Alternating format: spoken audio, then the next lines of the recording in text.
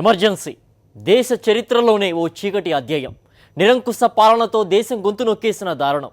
Congress party చరిత్రలోనే సరిదిద్దుకోలేని తప్పిదం. ప్రజాస్వామ్యానికి మాయని గాయం. 21 నెలల పాటు దేశాన్ని అతలాకుతలం చేసిన చీకటి రాజ్యం. దీనిపైనే ఇవాల్టి మ్యాగజైన్ స్టోరీ.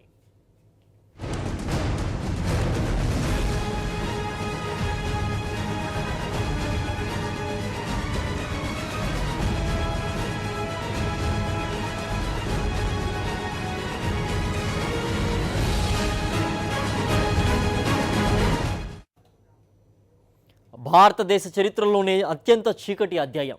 దివంగత ప్రధాని ఇందిరాగాంధీ రాజకీయ జీవితంలోనే దారుణమైన తప్పిదం.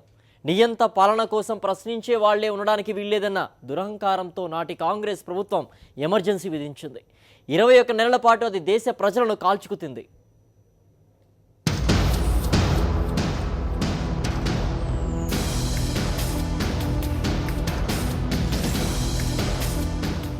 జూన్ 25, 1975 ప్రజాస్వామ్య భారత్ను చీకటిలోకి నెట్టేసిన రోజు.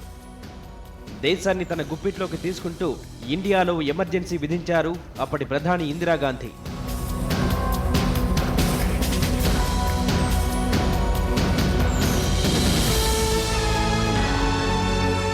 21 నెలల పాటు దేశమంతా చీకటి రాజ్యమేలింది.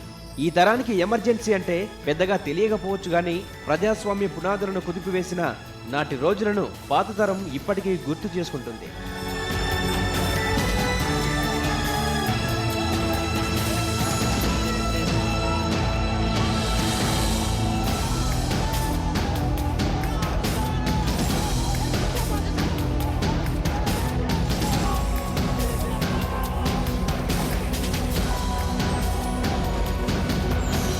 స్వతంత్ర భారత చరిత్ర చెప్పుకోవాలంటే ఎమర్జెన్సీకి ముందు, ఎమర్జెన్సీ తరువాతని చెప్పుకుంటారు.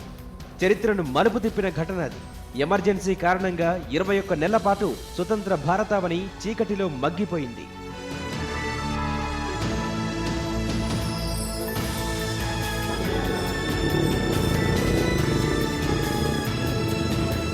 దీనికి కొంచెం ఫ్లాష్ బ్యాక్లోకి వెళ్తే 1971 సాధారణ ఎన్నికలకు ముందు కాంగ్రెస్ పార్టీ రెండుగా చీలింది. ఇందిరాగాంధీ నేతృత్వంలోని కాంగ్రెస్ పార్టీ 1971 ఎన్నికల్లో అఖండ విజయం సాధించింది. ఈ ఎన్నికల్లో గరీబీ హఠావో అంటూ ఇందిరాగాంధీ చేసిన నినాదం దేశ ప్రజలను ఆకట్టుకుంది. It is my duty to see that nothing is done anywhere in any corner of the world which can cast any reflection on this character of the Indian people.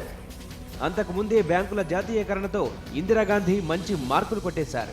ఆర్థిక విధానాల్లో సోషలిస్టుగాను, మతాల విషయానికి వస్తే లౌకికవాదిగాను, సంక్షేమ విధానాల్లో పేదల పక్షపాతిగాను పేరును సొంతం చేసుకున్న ఇందిరాగాంధీకి 1971 ఎన్నికల్లో దేశ ప్రజలు బ్రహ్మరథం పట్టారు. 352 స్థానాలతో ఇందిరాగాంధీ తిరుగులేని విజయాన్ని సొంతం చేసుకున్నారు.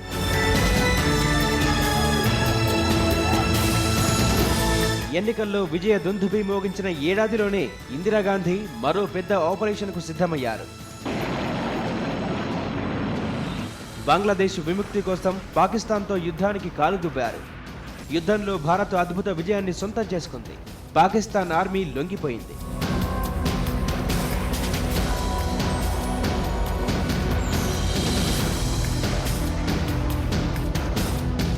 ఈస్ట్ పాకిస్తాన్ బంగ్లాదేశ్గా అవతరించింది. ఈ విజయంతో ఇందిరాగాంధీ తన అభిమానుల సహచర్యంలోనే కాదు ప్రత్యర్థుల మనసులను గెలుచుకున్నారు. ఇందిరాగాంధీ విధానాలపై నిరంతరం పోరాడే ప్రతిపక్ష నేత అటల్ బిహారీ వాజ్పేయి సైతం ఇందిరాగాంధీని పొగడ్తలతో ముంచెత్తారు. పాకిస్తాన్ యుద్ధానంతరం ఇందిరాగాంధీని అపర కాళిక అవతారంగా అభివర్ణించిన వాజ్పేయి ఆమె ధైర్య సాహసాలను పార్లమెంటులోనే కొనియాడారు. ఇక అప్పటి నుంచి ఇండియా అంటే ఇందిరా, ఇందిరా అంటే ఇండియా అన్నంత పేరు ప్రఖ్యాతలు పెరిగిపోయాయి. ఇదే ఇందిరాగాంధీలో మితిమీరిన విశ్వాసాన్ని పెంచింది. ఆ తర్వాత అంతా గడ్డుకాలమే. దేశవ్యాప్తంగా కరువు విలయతాండవ చేసింది. విద్యార్థులు దేశవ్యాప్తంగా అశాంతిగా ఉన్నారు. ఎక్కడ చూసినా ఉద్యమాలు, ఆందోళనలు, నిరసన ధ్వనులు.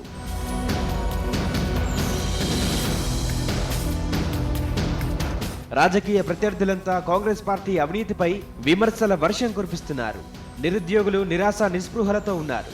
విద్యార్థులు వ్యవస్థపై కోపంగా ఉన్నారు. పారిశ్రామిక ఉత్పత్తి దారుణంగా పడిపోయింది. కార్మిక లోకం పిడికిళ్లు బిగించింది. దేశమంతా అట్టుడుకుతున్న ఆ సమయంలోనే జూన్ 12, 1975న అలహాబాద్ హైకోర్టు ఎంపీగా ఇందిరాగాంధీ ఎన్నిక చెల్లదని తీర్పు చెప్పింది. ఆమె ప్రత్యర్థి రాజ్నారాయణ్ దాఖలు చేసిన పిటిషన్పై తీర్పు ఇస్తూ మరో 6 ఏళ్ల పాటు ఆమె ఎన్నికల్లో పోటీ చేయకుండా నిషేధం విధించింది.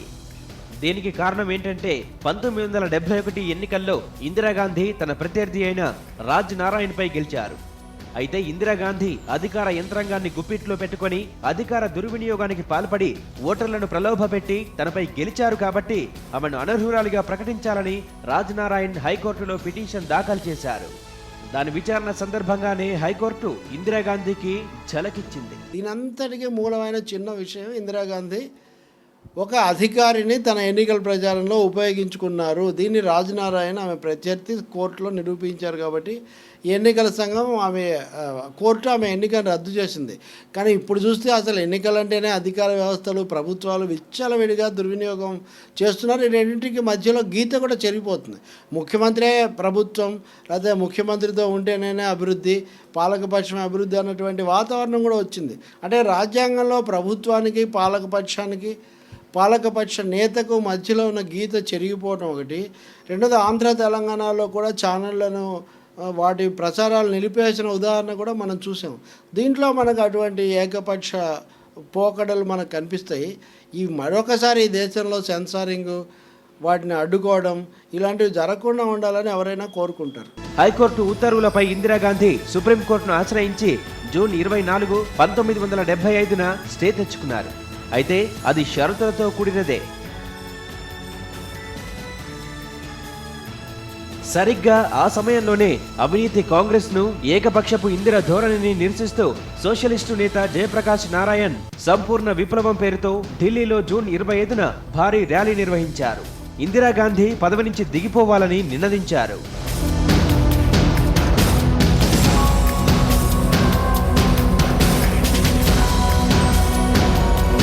ఈ పరిణామాలన్నింటినీ గమనిస్తున్న ఇందిరాగాంధీ అశాంతిగా ఉన్నారు. ఏదో ఒకటి చేయాలన్న ఆలోచనలో ఉన్నారు. అప్పుడే ఆమెకు వీర విధేయుడైన పశ్చిమ బెంగాల్ ముఖ్యమంత్రి సిద్ధార్థ శంకర్ రే ప్రధాని ఇందిరాగాంధీ చెవిలో ఒక రహస్య సూచన చేశారు. అదే ఆర్టికల్ 352.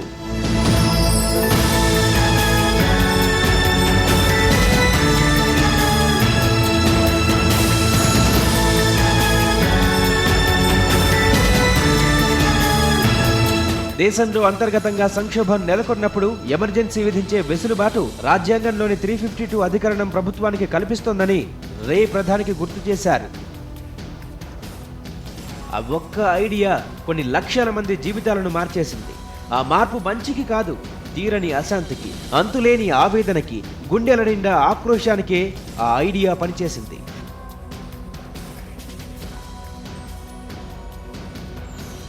ఆ సూచనను మహా అద్భుతంగా భావించిన ఇందిరాగాంధీ 1975 జూన్ 25 అర్ధరాత్రికి కొద్దిసేపటి ముందు అప్పటి రాష్ట్రపతి ఫక్రుద్దీన్ అలీ అహ్మద్తో చెప్పి ఎమర్జెన్సీకి ఆమోద ముద్ర వేయించారు.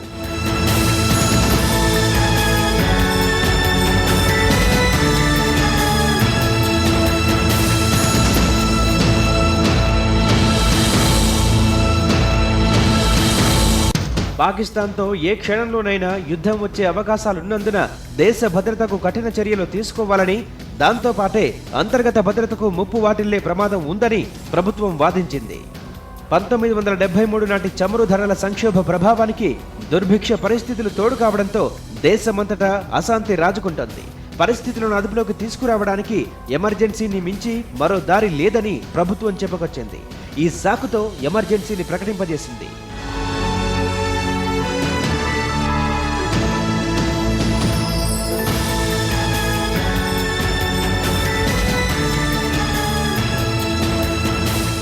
అంతే, ఆ తర్వాతంతా చీకటి రోజులే. రాష్ట్రపతి ఎమర్జెన్సీ విధించగానే ముందుగా ప్రముఖ పత్రికా కార్యాలయాలన్నింటికీ విద్యుత్ సరఫరా నిలిపివేశారు.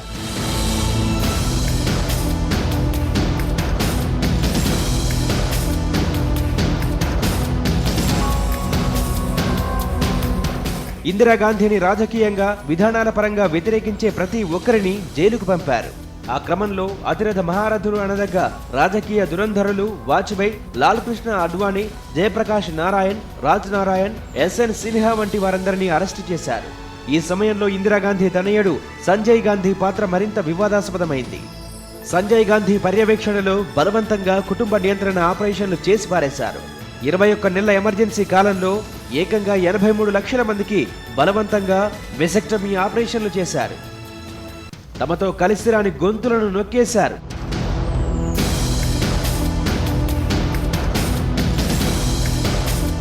ఎమర్జెన్సీ సమయంలోనే ముంబై నగరంలో కాంగ్రెస్ పార్టీ ఒక ర్యాలీ నిర్వహించింది. ఆ సందర్భంగా కాంగ్రెస్ తరపున పాటలు పాడాల్సిందిగా బాలీవుడ్ నేపథ్య గాయకుడు కిషోర్ కుమార్ ను ఆహ్వానించారు సంజయ్ గాంధీ. దానికి కిషోర్ కుమార్ ఒప్పుకోలేదు. అయితే సంజయ్కి కోపం వచ్చేసింది. ప్రభుత్వ ప్రసార సాధనాలైన ఆల్ ఇండియా రేడియోలో కిషోర్ కుమార్ పాటలు ప్రసారం చేయడానికి వీల్లేదని నాటి ప్రసార శాఖ మంత్రి విద్యాచరణ్ శుక్లా చేత హుకుం జారీ చేయించారు సంజయ్ గాంధీ. ఎమర్జెన్సీ సమయంలో రాజ్యాంగాన్ని ఇష్టం వచ్చినట్టు సవరించారు. ఆ కొద్ది కాలంలోనే రాజ్యాంగానికి దాదాపు 42 సవరణలు తీసుకొచ్చారు. 21 నెలల కాలంలో దేశంలో అరాచకమే రాజ్యమేలింది. కమ్యూనిస్టు నేతలు అజ్ఞాతంలోకి పోయి తమ పోరాటాలను సాగించారు. దేశవ్యాప్తంగా ఎమర్జెన్సీ పట్ల తీవ్ర వ్యతిరేకత వెల్లువెత్తింది. దేశవ్యాప్తంగా ఇందిరాగాంధీని ఎక్కడ విమర్శించినా పోలీసులు రంగంలోకి దిగిపోయి అరెస్టులు చేసేవారు. ఇలా 21 నెలల కాలంలోనే 1,40,000 మందిని అన్యాయంగా జైలుకు పంపారని అంచనా.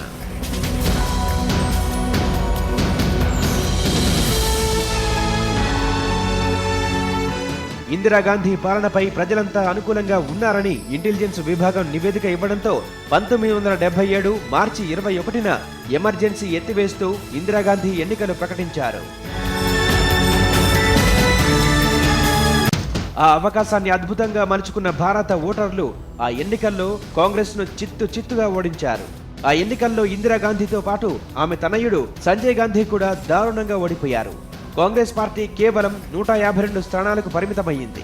అందులో మెజారిటీ స్థానాలు దక్షిణాది రాష్ట్రాల నుంచి వచ్చినవే కావడం గమనార్హం.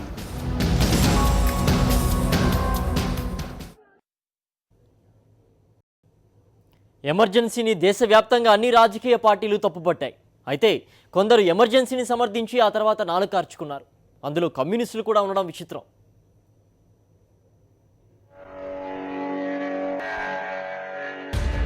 भाइयों और बहनों, राष्ट्रपति जी ने आपातकाल की घोषणा की है.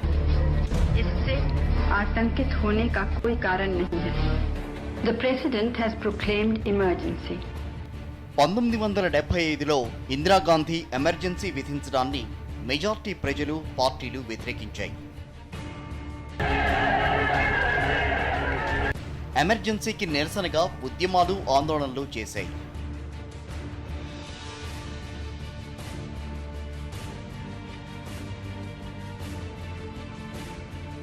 అయితే కొందరు వ్యక్తులు రాజకీయ నేతలు ఎమర్జెన్సీకి మద్దతు పలకడం విశేషం. సంఘ సంస్కర్త వినోబా భావే, ప్రముఖ రచయిత ఖుష్వంత్ సింగ్, పారిశ్రామిక దిగ్గజం జేడి రతన్ టాటా, ఇందిరాగాంధీకి సన్నిహితుడు ఒరిస్సా ముఖ్యమంత్రి నందిని సత్పతి ఎమర్జెన్సీని సమర్థించారు. ఆ తర్వాతి కాలంలో రతన్ టాటా, సత్పతి ఇద్దరూ కూడా తాము పొరపాటున ఎమర్జెన్సీని సమర్థించామని తప్పు ఒప్పుకున్నారు. అయితే చాలా విచిత్రంగా కమ్యూనిస్టు పార్టీ ఎమర్జెన్సీని సమర్థించి చారిత్రక తప్పిదానికి పాల్పడింది. ఆ తర్వాతి కాలంలో సిపిఐ చాలాసార్లు ఈ తప్పిదానికి లెంపలు వాయించుకుంది. కాంగ్రెస్లో ఉన్న హేమాహేమీలందరూ దాసోహం అన్న పరిస్థితిని మనం చూసాము. సిపిఐ కూడా బలపరిచింది. ఒకటి, సిపిఐకి అప్పుడు కాంగ్రెస్తో సంబంధాలు ఉన్నాయి. అంతకుముందు కేరళలో వాళ్ళు కలిసి ప్రభుత్వం చేస్తూ ఉన్నారు. రెండవది, ఇందిరాగాంధీ యొక్క అభ్యుదయ విధానానికి వ్యతిరేకంగా జనసంఘం ఇట్లాంటి శక్తులని, అభివృద్ధి నిరోధక శక్తులు కుట్ర పన్నాయి కాబట్టి ఎమర్జెన్సీ పెట్టడం మంచి విషయమే అన్న పద్ధతిలో వాళ్ళు భావించారు. అయితే ఆ తర్వాత 78లో వాళ్ళు పంజాబ్లో ఉన్న భటిండాలో జరిగిన మహాసభలో తాము చేసింది పొరపాటు, ఎమర్జెన్సీని మనం బలపరిచి ఉండకూడదని వాళ్ళు ఆత్మవిమర్శ కూడా చేసుకున్నారు. కాబట్టి అది మళ్ళీ ఇంకెప్పుడు కూడా వాళ్ళు ఆ విధంగా ఎమర్జెన్సీని వంతపాడింది లేదు. కానీ ఆ రోజుల్లో మటుకు సిపిఐ ఒక్కటే దేశంలో ఎమర్జెన్సీని బలపరచడం, ఆ కాంగ్రెస్తో కలిసి సభలు సమావేశాలు జరపడం కూడా ఒక చారిత్రక వాస్తవం. దాన్ని వాళ్ళు తర్వాత గుర్తించి సరిదిద్దుకోవటం మంచి విషయమే. ఆ తర్వాతనే దేశంలో వామపక్ష ఐక్యత ఇవన్నీ కూడా పెరగడానికి వాళ్ళ ఆత్మవిమర్శ దోహదం చేసింది. ఎమర్జెన్సీ సమయంలో దేశవ్యాప్తంగా కార్యకర్తల బలం ఉన్న రాష్ట్రీయ స్వయం సేవక్ సంఘ్ పైన నిషేధం విధించారు. రాజ్యాంగ సవరణ ద్వారా దేశంలో సర్వాధికారాలు తమకే ఉండాలన్నంతగా ఇందిరాగాంధీ, సంజయ్ గాంధీ వ్యవహరించారని మేధావులు అంటున్నారు. అన్ని వ్యవస్థలను తమ గుప్పిట్లోకి తీసుకోవాలని వారు భావించడమే కాకుండా అందుకోసం ప్రయత్నించారని కూడా వారు అంటున్నారు. భారత రాజ్యాంగం చాలా ఉత్కృష్టమైంది, చాలా గొప్పది, ప్రపంచంలో ఉన్న లిఖిత రాజ్యాంగాల్లోకెల్లా పెద్దది అని చెప్పుకునేటటువంటి దేశంలో, అతిపెద్ద ప్రజాస్వామ్యం అని కితాబ్ తగిలించుకున్న దేశంలో కేవలం ఒక వ్యక్తి, అంటే అప్పుడున్న ప్రధానమంత్రి ఇందిరాగాంధీ యొక్క అధికారాన్ని కాపాడడానికి, ఆమెకు వ్యతిరేకంగా వచ్చినటువంటి తీర్పు ప్రభావం లేకుండా చేయటానికి రాష్ట్రపతితో కూడా సంతకం చేయించి ఆమె దేశం మొత్తం మీద కూడా ఎమర్జెన్సీని రుద్దారు. ఇక అప్పుడు ప్రాథమిక హక్కులన్నీ రద్దయిపోయినాయి, భావ ప్రకటన స్వేచ్ఛ లేదు, పత్రికలు ఇవన్నీ కూడా ఏం రాయాలన్నా కానీ ముందస్తుగా సెన్సార్ అధికారుల యొక్క అధికారం ఆమోదం పొందాల్సినటువంటి పరిస్థితి. అగ్రనేతల దగ్గర నుంచి సామాన్య కార్యకర్తల వరకు కూడా జైళ్ళ పాలు అయ్యారు. ఇప్పటి తర్వాత వచ్చినటువంటి తరాలకు చెప్తే తప్ప నమ్మలేనంత నిరంకుశత్వ పాలన, ఏక వ్యక్తి నిరంకుశత్వ పాలన ఈ దేశంలో సాగింది. ఆ సమయంలోనే ఆమె కుమారుడు సంజయ్ గాంధీ కూడా వారసుడిగా వచ్చి ఆయన కూడా పెత్తనం చెలాయించిన వాతావరణం కూడా దేశంలో సాగింది. ఇది ఎంతకాలం పోయిందంటే చివరకు ప్రతిపక్షాలకు రోజు ఆమె నీతులు చెప్పడం, ప్రతిపక్షాలు అనేవి లేవు, ఎవరేం మాట్లాడకూడదు, పని గంటలు కూడా పెంచారు, రాష్ట్ర ప్రభుత్వాలను రద్దు చేశారు, ఇష్టారాజ్యం సాగినటువంటి కాలం అది. తమను వ్యతిరేకించే ప్రభుత్వాలు ఉన్న రాష్ట్రాల్లో కూడా కాంగ్రెస్ ప్రభుత్వం ఉక్కుపాదం మోపింది. తమిళనాడులో డిఎంకే అధినేత కరుణానిధి కుమారుడు స్టాలిన్ను ముందస్తు జాగ్రత్త చర్యల పేరిట అరెస్టు చేసి జైలుకు పంపారు. ఆయన బయట ఉంటే అల్లర్లు జరుగుతాయని కారణం చూపారు. ఇలా దేశవ్యాప్తంగా భయానక వాతావరణాన్ని సృష్టించారు ఎమర్జెన్సీ కాలంలో. మీడియాపై అయితే ఉక్కుపాదమే. మీడియాలో వచ్చే వార్తా కథనాలపైన నిఘా ఉండేది, భయంకరమైన ఆంక్షలుండేవి. ఎమర్జెన్సీ కాలంలో పత్రికా స్వేచ్ఛ చాలా వరకు హరించబడింది. పత్రికా స్వేచ్ఛ మీద ప్రతిబంధకాలు చాలా కల్పించారు. కేంద్ర ప్రభుత్వం సెన్సార్షిప్ తీసుకొచ్చింది. ఎక్కడికక్కడ రాష్ట్రాల్లో, రాష్ట్ర రాజధాని కానీ, జిల్లాల్లో కానీ, ఢిల్లీలో కానీ, దేశమంతటా కూడా పత్రికలు తాము ప్రచురించే వార్తల్ని ముందుగా ప్రభుత్వం నిర్ణయించిన సెన్సార్ అధికారులకు చూపించి ప్రచురించాల్సిన పరిస్థితి ఉండేది ఆ 20 మాసాల కాలంలో. బహుశా భారతదేశంలో స్వాతంత్రం వచ్చిన తర్వాత అటువంటి దశ అంతకు ముందు లేదు, ఆ తర్వాత రాలేదు, బహుశా ముందు రాదని కూడా అనుకోవాలి. ఎందుకంటే ఎమర్జెన్సీ అనుభవాలు, ఆ తర్వాత ఇందిరాగాంధీ ప్రభుత్వం కూలిపోయింది.